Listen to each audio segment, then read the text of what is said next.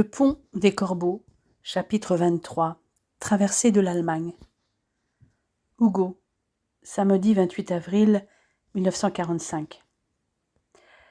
Ma première étape est de rejoindre Münster, où l'évêque est un anti-nazi notoire. Il est même surnommé le lion de Münster, pour avoir mené l'opposition catholique aux euthanasies de masse de personnes handicapées commises par le régime hitlérien et en dénonçant les abus de la Gestapo, ainsi que la persécution de l'Église. Mon plan est de trouver asile dans des monastères pour échapper à la fois aux SS et aux Alliés. Les premiers n'hésiteraient pas à me tuer comme déserteur, et les seconds m'arrêteraient pour me faire prisonnier dans un premier temps, avant de me relâcher, mais au bout d'un temps indéterminé. Car j'ai beau avoir un ordre de mission de l'OSS de Berne, les autorités militaires, entre les mains desquelles j'échouerais, vérifieraient toutes les informations possibles à mon sujet, d'autant que je suis aussi en possession de vrais faux papiers helvétiques, grâce à Dulles, qui est en relation avec le général Masson du renseignement militaire suisse, et d'un passeport délivré par le Saint-Siège. J'ai au moins la chance de ne pas porter le tatouage que la plupart des officiers SS arborent sous l'aisselle. Ce tatouage spécifique indique leur groupe sanguin, et il concerne les SS alors que les soldats de la Waffen-SS le portent sur la face intérieure du biceps gauche. Les SS désignent cette indication comme le Keinsmal, qui apparaît en lettres gothiques pour les plus anciens, avant d'être remplacé par un lettrage romain. Ce marquage donc, destiné à leur sauver la vie en cas de blessure, signifie finalement leur arrêt de mort en cas de capture. Les Alliés connaissent ce signe distinctif et obligent les prisonniers allemands à défiler torse nu et bras levés devant un officier chargé d'identifier ce tatouage, en particulier aux endroits où se trouvent des camps de concentration, afin d'identifier les responsables. Un comble que pour identifier ce signe, on fasse reproduire le salut nazi de la même manière que lors des défilés organisés par la dictature, pensais-je. Heureusement pour moi, ce tatouage n'était pas obligatoire. D'ailleurs, avec la débâcle, beaucoup de soldats allemands ont essayé de le retirer eux-mêmes, avec des brûlures ou même des coups de feu, conscients qu'ils pourraient jouer contre eux. J'ai anticipé mon repli depuis un moment, mais la situation a évolué rapidement depuis le début de l'année 1945, et encore plus depuis le début du mois d'avril. Un certain nombre de grandes villes sur mon itinéraire sont aux mains des Britanniques, des Américains ou des Français. Seul Hambourg résiste encore. Ce qui reste de la Erste Fallschirmarmee s'oppose au 8e corps britannique pour le contrôle de la ville. Mais les Anglais occupent la quasi-totalité du Schleswig-Holstein et les Américains ont investi la Basse-Saxe. Hanovre, où les 2/3 des bâtiments sont détruits, s'est rendu sans combattre le 10 avril. Les défenses de Cassel se sont désagrégées et la ville est tombée le 4 avril, le même jour que Gotha, après un nettoyage maison par maison et la traversée de la Fulda par les blindés alliés. Coburg s'est rendu aux unités du 12e corps de la 3e armée US le 11 avril. Quant à Nuremberg, malgré le refus de capituler du Gauleiter Karl Holz, qui avait ordonné aux unités SS présentes dans la ville de tirer sur tous ceux qui souhaitaient se rendre ou agitaient un drapeau blanc, elle s'est rendue aux troupes américaines le 20 avril. Il avait fallu pour cela que Holz soit tué et remplacé par le colonel Wolf, qui, conscient de l'inutilité de poursuivre la résistance dans la ville, avait ordonné à ses hommes de cesser le combat. Ce 28 avril, prétextant y avoir de la famille, je peux me rendre en voiture jusqu'à Itzehoe, où mon chauffeur improvisé me laisse avant de se diriger vers Hambourg. Le trajet est difficile et dangereux. Sur les 110 kilomètres parcourus, nous essuyons une douzaine de raids aériens, sur des routes complètement obstruées par des colonnes en retraite et des convois immobilisés. Les camions incendiés, les carcasses de blindés et les cadavres jonchent les routes. Nous devons nous frayer un chemin à travers cet effrayant fatras, constamment obligés de nous aplatir dans les fossés ou les champs pour éviter les rafales des bombardiers. Désormais déserteur, je parcours à pied, sac au dos, les 20 kilomètres qui me séparent de Glückstadt au bord de l'Elbe, non sans m'être débarrassé de mon uniforme et avoir revêtu des vêtements civils. Je me cache jusqu'à la tombée de la nuit après avoir repéré un hangar où se trouvent des canoës. Au clair de lune, je vais en emprunter un, mais au moment de le mettre à l'eau, un homme me siffle et court vers moi pour me demander de lui faire traverser le fleuve. J'avoue alors à cet homme que le canoë ne m'appartient pas et que par ailleurs il serait dangereux d'y prendre place à deux. Je lui assure que je vais essayer de trouver de l'aide, sur l'autre rive. À ce moment-là, une demi-douzaine d'autres réfugiés rejoignent l'homme pour m'implorer, eux aussi, de les aider à traverser. Je ne leur promets rien. Je tente de sortir de la zone soviétique, tout comme eux. Je traverse le fleuve en pagayant dans un mouvement élégant. De l'autre côté, je trouve, par hasard, sous une rangée d'arbustes où je m'apprête à laisser mon frêle esquif, un bac dont le passeur accepte d'aller à la rencontre des réfugiés. J'espère que ces hommes vont pouvoir traverser sans encombre, car le passeur me dit que des tirs de mitrailleuses ont coulé d'autres embarcations qui avaient tenté de traverser, et les passagers s'étaient noyés. Néanmoins, ayant respecté ma parole d'envoyer de l'aide aux réfugiés sur l'autre rive, je poursuis ma route vers le sud, toujours de nuit, en suivant les étoiles. Hugo, mai 1945. Ce n'est que le 3 mai que j'atteins Hildesheim et l'église Saint-Michel, mon premier objectif. L'édifice a été très gravement endommagé par un raid aérien, mais je rencontre peu de difficultés pour trouver un prêtre qui m'indique le chemin le plus court pour me rendre à l'ancienne abbaye de chanoines augustins de Marienrode, devenue abbaye cistercienne. Le surlendemain de mon arrivée, j'apprends que le 4 mai, les forces allemandes des théâtres opérationnels du nord-ouest de l'Allemagne, de la Hollande et du Danemark ont signé leur capitulation au QG avancé du 21e groupe d'armée britannique, dirigé par le général Montgomery. Près de Lunebourg. Je suis aussi informé en route du suicide de Hitler. Ce n'est désormais plus qu'une question de jours pour que toute l'Allemagne capitule. Le samedi 5 mai, à 8 heures du matin, le cessez-le-feu entre en vigueur. La presse et la radio diffusent rapidement la nouvelle. Toutefois, le secteur où je me trouve est aux mains des Américains. La capitulation sans condition de la Wehrmacht est signée le 7 mai, à Reims, au QG du commandant suprême des forces alliées, le général Eisenhower. Et dans la nuit du 8 au 9 mai, peu après minuit, alors que la capitulation est entrée en vigueur, l'acte est aussi signé au quartier général de l'Armée rouge à Berlin. La guerre est enfin finie, du moins en Europe. Cependant, je sais que je dois rester prudent. De nombreux nazis, gradés et responsables de crimes, vont chercher à fuir le pays. Je ne veux surtout pas qu'on me prenne pour l'un d'eux. Par chance, non seulement je ne porte aucun tatouage, mais je n'ai jamais adhéré au parti. Je n'étais qu'un obscur agent administratif qui avait œuvré au sein de la SD, qui plus est, comme agent infiltré. Je n'ai jamais organisé ou mis en œuvre des actions violentes. Mais la période qui vient va sans aucun doute être trouble. Les destructions et les misères humaines sont d'une ampleur indescriptible. Les bombardements et les incendies ont détruit des grandes villes et plusieurs régions industrielles. Si les campagnes et l'est de l'Allemagne ont été relativement épargnés par les bombardements alliés, 50% du réseau de transport allemand est détruit, de même que l'industrie. Des millions d'Allemands n'ont plus de logement. Les villes ne sont plus approvisionnées en eau, en gaz et en électricité. L'Allemagne, ruinée par la guerre, est un pays dans lequel manquent la nourriture, les logements, les vêtements. La destruction du réseau de transport va rendre l'approvisionnement de certaines régions très compliqué pendant un moment. Que va devenir l'Allemagne après la victoire des Alliés sur le Troisième Reich ? Nul doute que pour les vainqueurs, l'Allemagne ne doit en aucun cas être à nouveau à l'origine d'un conflit destructeur en Europe. Mais d'autres sujets sont tout aussi préoccupants. Quelles vont être les nouvelles frontières du pays et plus largement celles d'autres pays d'Europe, notamment à l'Est ? Comment va être occupée et administrée l'Allemagne ? Comment va-t-elle être démilitarisée ?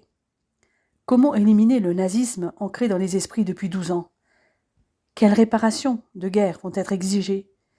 Quel est le devenir de l'industrie allemande, particulièrement de l'industrie lourde, capable de produire en quantité du matériel militaire ?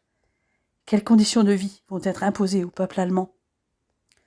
Certes, ces questions avaient été abordées par les dirigeants alliés durant les conférences de Téhéran et de Yalta.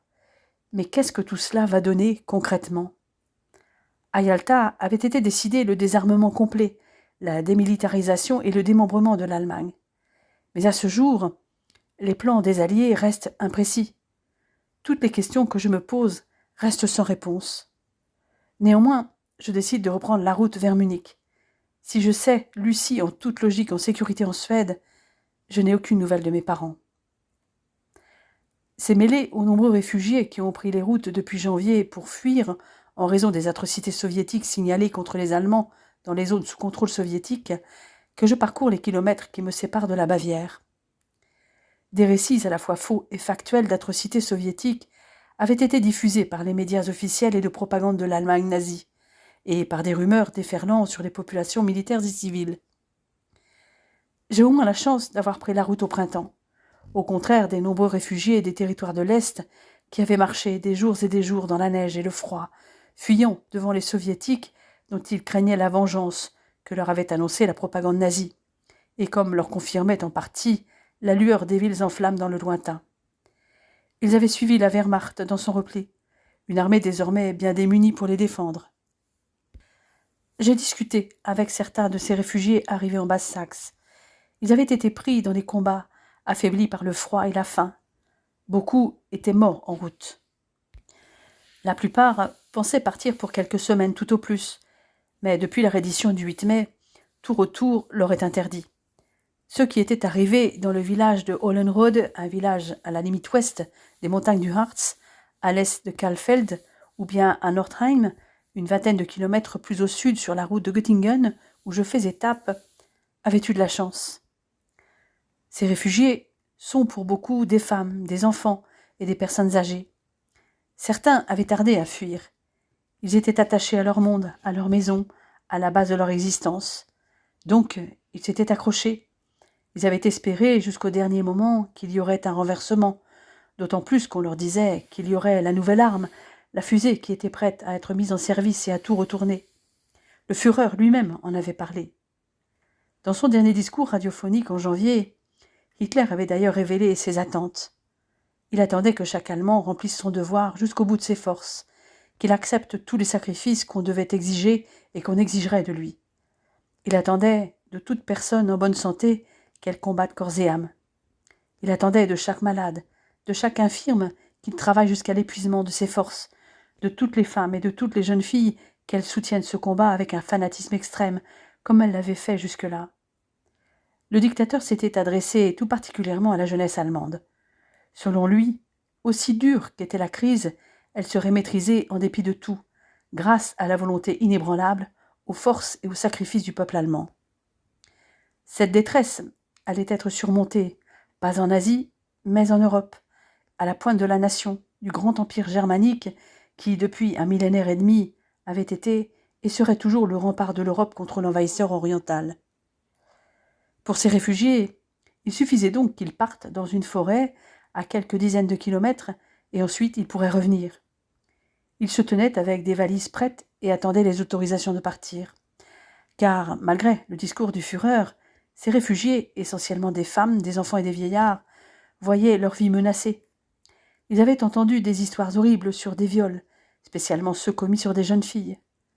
Pour beaucoup d'entre eux, l'inconnu leur faisait peur. Mais en même temps, ils avaient entendu parler des sévices auxquels ils ne survivraient peut-être pas, ou bien ils seraient envoyés en Sibérie. Certains avaient pu monter dans des trains aux wagons complètement bondés, d'autres avaient fui avec des chevaux et des charrettes, sur lesquelles il n'y avait pas de place pour tout le monde. Les personnes âgées et les jeunes enfants avaient le droit de s'y asseoir, mais les autres personnes devaient marcher à côté. Quelques-uns avaient pris leur vélo. Ils avaient emmené peu de choses, pensant à un exil temporaire. Ils avaient marché à pied pendant des jours et des jours, dormant n'importe où, dans des granges, des hangars. Ils avaient été bombardés, se réfugiant dans les forêts quand c'était possible. Les enfants avaient des symptômes de carence alimentaire. Pas de vitamines, que la peau sur les os, tous des furoncles aux jambes, mais c'était normal. Pour ceux qui habitaient au sud de l'Oder, les trains les emmenaient vers l'ouest, dans des voitures pour animaux, et les wagons étaient détachés au fur et à mesure, une fois arrivés dans les zones éloignées du front. J'ai croisé le chemin de réfugiés des territoires du sud-ouest de la Pologne ou de Tchécoslovaquie, arrivés en Basse-Saxe, qui avaient été aidés par les paysans de cette région assez riche. Ces derniers avaient fait preuve d'une grande solidarité, les hébergeant, leur fournissant des vêtements et de la nourriture. D'autres avaient atterri à Düsseldorf en zone britannique, à Francfort en zone américaine, comme ceux que je côtoie, ou même à Leipzig en zone soviétique. Tous ces réfugiés arrivent de plein de territoires, de la Oder-Neisse, de la Haute-Silésie, du territoire des Sudètes et même des Balkans comme la Roumanie et la Yougoslavie. Je pense que les logements vont cruellement manquer. En outre, ceux qui viennent des territoires de l'Est ont beau être allemands, ils sont souvent considérés comme des Slaves, donc sous-hommes, comme le voulait l'idéologie nazie, bien ancrée dans certains cerveaux. Lorsque j'entre dans Göttingen le 13 mai, je suis surpris car la ville a été relativement épargnée par les bombardements alliés. Les raids aériens n'ont causé que des dégâts mineurs comparés à de nombreuses autres villes.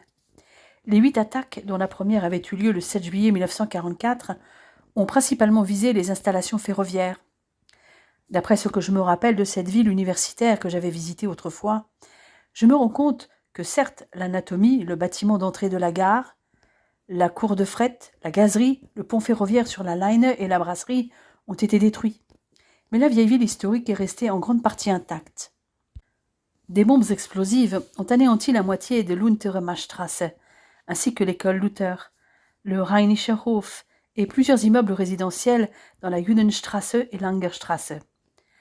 La Paulinerkirche, la bibliothèque universitaire située sur la Prinzenstrasse et l'Institut zoologique ont été gravement endommagés, tout comme l'auditorium de Wendertor, où une station-service et d'autres bâtiments n'existent plus.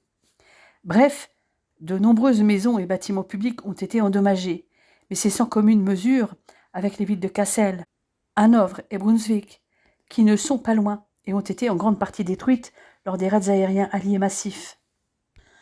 Kassel avait même été incendié plusieurs fois de nuit, ce qui la rendait bien visible dans l'obscurité. Finalement, à Göttingen, les nazis avaient fait bien plus de mal à la ville par leur politique raciale, puisque l'université a perdu les grands mathématiciens, physiciens et autres scientifiques qui faisaient sa renommée dans le monde entier.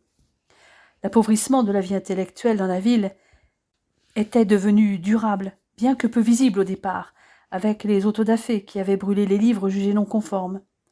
Les pogroms de novembre 1938 avaient achevé le travail de sape. Göttingen a eu la chance d'être déclarée ville ouverte par le général Otto Hitzfeld et donc abandonnée par toutes les unités de combat devant l'avancée des troupes américaines de la 2e division d'infanterie et libérée sans combat majeur le 8 avril. Grâce à ses hôpitaux bien équipés, elle est devenue une ville hospitalière militaire au cours de la guerre et abrite entre 3 000 et 4 000 soldats blessés à la fin du conflit. Elle est aussi surpeuplée de réfugiés venus des villes proches bombardées. Finalement, après avoir acheté un peu de nourriture, je dors cette nuit-là dans une grange à la sortie de la ville pour la 3e nuit consécutive. J'y suis au moins tranquille pour rêver de Lucie, dans la paille, avec la seule compagnie de 2 vaches. J'aurais aimé pouvoir lui écrire, mais je ne dispose d'aucune adresse. Je verrai lorsque je serai à Munich. Le lendemain, je rejoins Wintzenhausen après 6 heures de marche. Le pont qui franchit la Werra a été détruit par les troupes allemandes en retraite.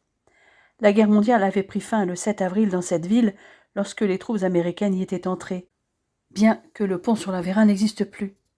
J'ai dû trouver quelqu'un qui me fasse traverser en barque. Dommage, j'arrive trop tard pour voir les cerisiers en fleurs. J'aurais pu apercevoir les châteaux de Berlepsch et de Ludwigstein entourés d'une mer blanche de fleurs. Et je viens un peu trop tôt pour manger des cerises. Ce soir-là, je m'imagine avec Lucie, dégustant les petits fruits rouges. Il ne se passe pas une heure sans que je pense à elle. Je lui aurais parlé de Jacob Grimm, qui avait séjourné dans la ville quand il avait été chassé de Göttingen, avant de rejoindre son frère à Kassel. Je poursuis mon itinéraire vers la Bavière, qui est encore bien loin. Je longe la lisière de la forêt après Wintzenhausen et traverse ensuite des villages et des champs, rencontrant des paysages de plus en plus vallonnés pour parvenir à Hessisch-Lichtenau, site d'une importante fabrique d'explosifs construite dans la zone forestière de Hirschhagen et reliée à la ligne ferroviaire Walburg-Grossalmerode. Des ouvriers et des travailleurs forcés y avaient travaillé et étaient logés dans un complexe de 10 camps de casernes nommé sous-camp de Hessisch-Lichtenau, du camp de concentration de Buchenwald. Une fois encore, je passe la nuit à l'extérieur, à l'abri d'une cabane forestière, plus que rudimentaire, à une distance respectable de l'usine d'armement. Je m'efforce de me fondre dans la masse des habitants de la région lors de mes étapes d'une vingtaine de kilomètres chaque jour, qui me font traverser des zones cultivées, des forêts et des collines fleuries. Je parcours ainsi la vallée de la Fulda, en commençant par Rothenburg, où se trouvait auparavant un camp de prisonniers de guerre pour officiers alliés, l'Oflag 9AZ. La ville a été épargnée de toute destruction importante. La vieille ville de Rothenburg, an der Fulda, entourée de remparts, abrite de nombreuses maisons à colombages, des rues étroites et des sites historiques tels que le château du Landgrave. Mais je ne m'y attarde pas. Là où je passe, les paysages n'ont pas été trop ravagés par les combats. Les prairies et les forêts de la vallée de la Rhône sont préservées. Ces paysages bucoliques de moyenne montagne m'apaisent un peu. Je dépasse rapidement la ville thermale de Bad Hersfeld pour atteindre Hauneck, plus au sud, où un fermier m'offre le gîte et le couvert, ce qui me permet de faire un brin de toilette et de me changer. Je suis parti depuis une semaine et j'ai encore du chemin à faire. En route vers Nust, je vois au loin les montagnes de l'Altkönig et du Grosserfeldberg dans le massif du Taunus. Le jour suivant, je traverse des champs et des prairies à perte de vue à travers la belle vallée de la Haune. J'évite la ville de Fulda et passe la nuit à Velkers. La Bavière n'est plus très loin. Bientôt, je serai dans mon land natal. Et en effet, le 20 mai, en fin de matinée, j'arrive à Bad Brückenau, une ville thermale dans la vallée du Sinn, au pied du Kuppenrhön. Je sors de la ville poussant jusqu'à Oberleisterbach, où j'offre mes services jusqu'au soir contre un repas et un endroit pour dormir. De là, traversant prés et forêts, je reprends vaillamment mon itinéraire vers Hammelburg, une ville site des Oflag 13B et Stalag 13C, que les troupes de Patton avaient en vain tenté de libérer en mars. C'est désormais chose faite. J'ai beau être en Bavière, il me reste bien encore près de 2 semaines de marche avant d'atteindre mon but. Dans le village de Gramschatz, je travaille de nouveau pour un fermier, avant de traverser la forêt le lendemain, pour rejoindre Dettelbach au bord du Main, une région de vignobles. Je marche d'ailleurs dans les vignes jusqu'à Hüttenheim, passant la nuit dans un abri qui sert aux viticulteurs lors de leurs travaux. Les journées passent, et presque chaque jour, j'offre mes services aux paysans du coin pour me nourrir et avoir un endroit où dormir. Depuis que j'ai pénétré en Bavière, le plus souvent, j'ai droit à un vrai lit pour dormir. Ça a été le cas à la sortie de Bad Windsheim, une ville à l'ouest de Nuremberg, en moyenne Franconie. Je reste néanmoins vigilant, car cette région reste largement acquise aux idées du NSDAP. Le 27 mai, je longe l'Altmühlsee jusqu'à Gunzenhausen, une station balnéaire située sur le lac. Mes autres étapes se trouvent plus ou moins proches de la rivière Altmühl. Mon périple m'amène à travers champs et forêts jusqu'aux rives du Danube, que je franchis à la hauteur de Ried, avant de poser mon sac à dos à proximité de Berg-im-Gau, une ville non loin d'Ingolstadt. Munich n'est plus très loin. Les paysages me sont désormais familiers puisque j'atteins le district de Dachau le 2 juin, où je passe la nuit à Assenhausen. Hugo, dimanche 3 juin 1945. Cette fois, j'y suis. J'entre dans Munich, anxieux de ce que je vais trouver. La ville offre le spectacle d'un champ de ruines. Les bâtiments historiques sont détruits. Je ne reconnais plus rien. Des façades restent encore debout, comme des squelettes dressés. Un quart des immeubles sont intacts, pendant qu'un autre quart des édifices sont légèrement endommagés. Le reste est à terre ou menace de l'être à court terme. Les habitants circulent dans les ruines comme indifférents à ce qui se passe autour. Les seuls véhicules sont des jeeps ou des camions américains.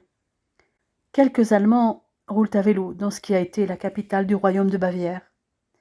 La plupart des habitants ont évacué la ville, les derniers ayant fui vers la campagne dans la plus grande désorganisation. En entrant dans la ville, les Américains n'avaient rencontré aucune opposition sérieuse, en dehors de quelques noyaux isolés de soldats SS, qui s'étaient barricadés dans le Maximilianum. Quelques unités de l'armée de terre et de l'air s'étaient retranchées dans des casernes au nord de la ville. Depuis le 11 mai, les habitants reçoivent des informations via Radio Munich, sous le contrôle des Alliés. L'extinction forcée des lumières en raison des attaques aériennes ont été supprimées, et le premier journal d'après-guerre destiné à la Bavière, Nachrichtenblatt des Alliierten Sechs-Heeresgruppe für die deutsche Zivilbevölkerung, apparu le 13 mai. Et dès le 23 mai, la Poste assurait de nouveau les services de paiement et de virement. Si les affaires de la ville sont administrées par le docteur Karl Scharnagel, le vrai maître est le major Eugene Keller, un officier de l'armée US. Et le 28 mai, Fritz Schäfer est nommé Premier ministre de l'État bavarois, suivant les instructions américaines. Il y a de nombreux réfugiés ayant fui la zone libérée par les soviétiques ou allemands expulsés des territoires de l'Est, sans oublier les internés des camps de concentration libérés par l'armée US, ou encore des autochtones qui avaient au départ fui vers la campagne et qui étaient revenus. Tous ces gens ont besoin de soins, et il faut subvenir à leurs besoins, car tous sont dans le dénuement le plus extrême. Les réfugiés rencontrent les mêmes problèmes que la population locale: emploi, habitation, rationnement alimentaire. Le pays est devenu un melting pot et une des principales plateformes de cette gare de triage qu'est devenue l'Europe. Ce mouvement de flux croisés, le départ des étrangers et l'arrivée des réfugiés allemands, va certainement conduire en Allemagne, comme ailleurs en Europe, à une homogénéisation de la population, pensais-je. Pour les vainqueurs de la guerre, c'est vraisemblablement la condition du nouvel ordre européen, puisque l'expérience de la coexistence des peuples tentée au lendemain de la Première Guerre mondiale s'est soldée par un échec. Peut-être entendent-ils ainsi mettre fin au problème des minorités. N'y a-t-il pas dans le pays des millions de personnes déplacées, originaires d'une vingtaine de pays et parlant plus d'une trentaine de langues différentes? Leur présence est le résultat de la politique nazie, qui avait contraint des millions d'étrangers, femmes et hommes, principalement soviétiques, polonais, français, civils ou militaires faits prisonniers, à travailler au service de l'économie de guerre. Ils avaient représenté jusqu'au quart de la main-d'œuvre du Reich, avec des concentrations particulièrement fortes dans l'agriculture ou les mines. C'était par le pillage de la main-d'œuvre étrangère et des ressources des territoires conquis que le régime nazi avait pu tenir 6 années de guerre. Désormais, les vainqueurs vont devoir gérer ces flux humains, s'apprêtant à quitter l'Allemagne en tous sens. Dans l'immédiat, je dois vérifier si ma mère est restée à Munich ou si elle a quitté la ville. Déjà, en voyant les dommages subis par l'église Saint-Michel, je me doute que le quartier a bien souffert. En avançant dans l'Eisenmannstrasse vers l'Altheimer-Eck, je constate que la plupart des immeubles sont dévastés, y compris celui où vivaient mes parents. Il ne me reste plus qu'une chose à faire, me rendre là où ils avaient l'habitude d'aller en villégiature, en espérant qu'ils se soient mis à l'abri. Il ne sert à rien que je m'attarde à Munich. La seule personne que je souhaite voir avant de quitter Munich est ma sœur Ingrid. La maison mère de la congrégation des Sœurs de la Charité n'est qu'à un peu plus de 5 kilomètres de marche au sud-est de la ville. Il ne me faut pas plus d'1 heure pour arriver à destination. Sur place, on m'indique que sœur Ingrid Maria est dans un des centres d'accueil des réfugiés gérés par les services d'assistance publique de la ville, dont on me donne l'adresse. Finalement, je dois revenir sur mes pas, car le centre où œuvre ma sœur se trouve sur la même rive de l'Isard que l'ancien immeuble de mes parents. Je la vois de loin lorsque je pénètre dans le bâtiment. Elle n'a pas changé. À 33 ans, elle a gardé ce même visage un peu poupin que je lui ai toujours connu. Ses yeux, toujours rieurs, s'écarquillent pourtant de stupeur lorsqu'elle me voit. Puis le sourire revient dans son regard, autant que sur ses lèvres. « Hugo, mon petit frère, tu es revenu !» s'écrie-t-elle en se jetant dans mes bras. « Laisse-moi te regarder. Tu es toujours aussi beau, mais tu as l'air épuisé. »« Normal, sœurette. Je viens de traverser toute l'Allemagne du nord au sud à pied. Toi aussi, tu as l'air fatigué. Nous avons de quoi faire avec tous ces malheureux qui se retrouvent loin de chez eux, sans ressources, et dont beaucoup ne pourront pas repartir comme ils l'espéraient. Oui, j'ai discuté avec certains en route, mais ce qui compte, c'est de ne plus risquer de se faire tirer dessus à tout bout de champ par l'un ou l'autre camp. Tu as raison, les temps vont rester difficiles encore un bon moment, mais nous allons vivre et non plus survivre. J'imagine que tu es passé à la maison. En me posant sa question, Ingrid m'entraîne à l'écart. Elle est soudain redevenue très sérieuse. Je me demande ce qu'elle va m'annoncer, et mon rythme cardiaque s'accélère brusquement. Assieds-toi, Hugo. J'ai quelque chose d'important à te dire. Je blêmis. Ce genre de phrase n'annonce en général rien de bon avec tous les événements qui viennent de se produire. Ça concerne maman, demandai-je anxieux. Ingrid ne répond pas tout de suite, ce qui accroît mon inquiétude. Maman va bien, finit-elle par déclarer. Rassure-toi. Il s'agit de papa. Un long silence suit encore ces quelques mots.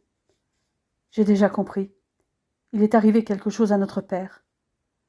J'ai beau avoir des idées opposées aux siennes, j'ai aimé mon père, qui m'a aussi aimé à sa manière.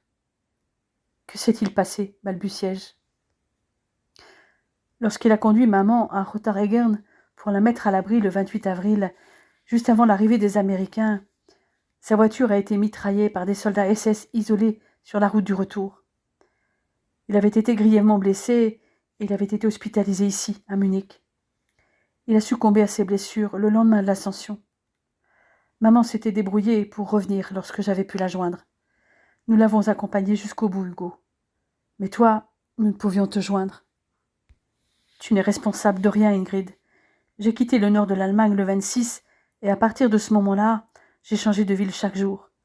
Le seul endroit où je suis restée quelques jours, c'est à Marienrode. Mais ça, tu ne pouvais pas le savoir. L'ironie, c'est que finalement, il a été tué par ceux qui l'admiraient tant. Ingrid sourit à cette allusion aux sympathies nazies de notre père. Je ne peux pas l'affirmer, mais je crois qu'il avait commencé à ouvrir les yeux. Tu sais, il avait dû se rendre dans certaines des usines Siemens, notamment celles qui se trouvaient dans ce camp près de Berlin. Ravensbrück, réagis-je. Oui, c'est ça. Ce qu'il y a vu l'a marqué. Je comprends. Ce camp, je le connais bien. Il était la raison pour laquelle je me suis rapprochée des hautes sphères, Serette. Comment ça, s'étonne Ingrid. Maman t'a peut-être parlé de la femme que j'aime. Oui, elle m'a parlé de Lucie. Mais quel rapport avec le camp? Lucie y avait été déportée en août 1944. Quand je l'ai appris, j'ai tout fait pour me rapprocher d'elle et tenter tout ce qui était possible pour la tirer de là. Mais ceux qui détenaient les clés étaient mes supérieurs, tels Schellenberg, mais surtout Himmler. C'est pourquoi j'avais besoin d'être aux premières loges. Je raconte à ma sœur tout ce qui s'est passé depuis août 1944, car je ne suis pas revenue à Munich depuis. Les seuls échanges avaient été les lettres envoyées à ma mère tant que le courrier fonctionnait, mais dans lesquelles j'étais resté très discret au sujet de mon rapprochement du sommet de la sphère nazie. Et aujourd'hui, où est Lucie? S'enquiert Ingrid. Elle est en sécurité, en Suède. Je m'en suis assurée avant de revenir ici. Nous nous sommes donné rendez-vous à Chamonix pour le 15 août. Et je peux t'assurer que j'y serai. J'espère qu'elle aussi, qu'elle aura surmonté le calvaire qu'elle a vécu là-bas et qu'elle va bientôt être rapatriée en France. De son côté, Ingrid me dit que le père Mayer est revenu à Munich et a repris son ministère à l'église Saint-Michel, après que les troupes américaines entrées en Bavière lui ont redonné son entière liberté le 11 mai. Comme lors de la Première Guerre mondiale, et bien que fort affaibli, Mayer utilise son nom et prestige pour venir en aide à ceux dont la situation est la plus difficile. Ma sœur s'organise pour que je passe la nuit à la congrégation avant de repartir vers la Haute-Bavière où se trouve notre mère, puisqu'elle n'a plus de logement à Munich. Elle aussi avait été hébergée au couvent jusqu'au décès de son mari. Le lendemain matin, nous nous rendons au cimetière pour que je rende un dernier hommage à mon père. « Tu n'auras pas besoin de repartir à pied, annonce Ingrid, alors que nous quittons le Waldfriedhof. J'ai récupéré ton vieux vélo. Je l'avais emprunté pour dépanner un réfugié. Il me l'a rendu il y a une semaine. Il faut juste que tu passes le prendre au centre d'accueil. Qu'à cela ne tienne, je vais te suivre, puisque j'imagine que tu t'y rends. J'avoue que ça m'arrange, je mettrai moins de temps. Nous nous séparons devant le centre, après les nombreuses recommandations de sœur Ingrid Maria, qui me font presque rire, tant elle en fait des tonnes.